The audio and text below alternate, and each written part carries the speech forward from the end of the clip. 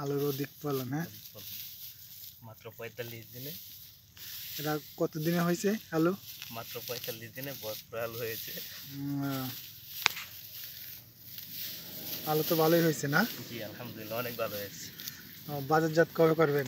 এটা কি কিছুদিন পরে না এখনই? এই তুলা শেষ করে আশা করা যায় কিছুদিনের মধ্যে বাজারহাট করে ফেলবো। এখন কত আছে এগুলো বাজারে, কত কেজি আছে? তুমি শিওর না, প্রায় 40-50 টাকা কেজি হতে পারে আশা করা। আপনার কি গুদামজাত করার কোনো সম্ভাবনা আছে নাকি যা গেছে আর দর হইলে পরবর্তীতে বাজারে ছাড়বেন? জি জি ইচ্ছা।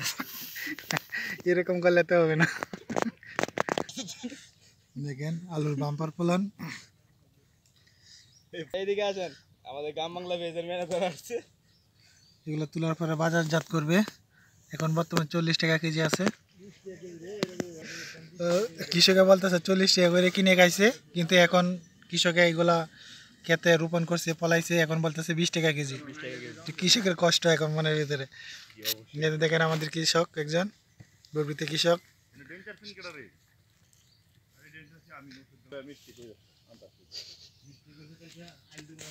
দেখেন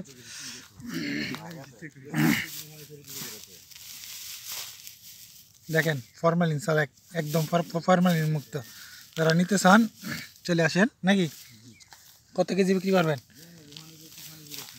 বাজারে যা আছে ন্যায্য মূল্য ন্যায্য মূল্য দিলেই চলবে, কৃষকের দাবি ন্যায্য মূল্য দিলেই চলবে। লোকেশনটা বলে দেন।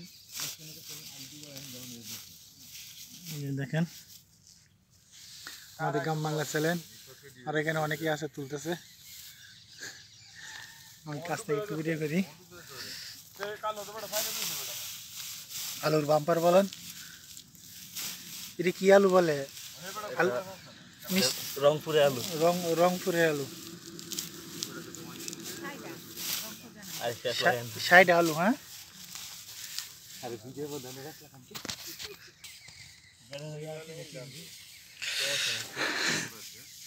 দেখেন আলু, বড় বড় আলু আছে, ছোট ছোট আলু।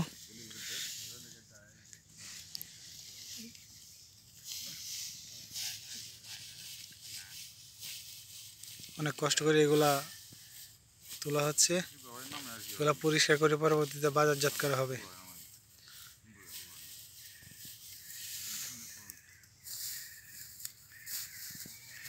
কয় কাটা করা হয়েছে আলু? 3 কাটা না? 3 কাটা আলু রোপণ করা হয়েছে। এখানে প্রায় 2-3 লাখ টাকার আলু।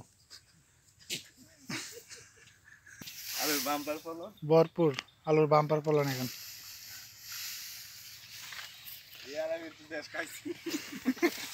গ্রাম বাংলা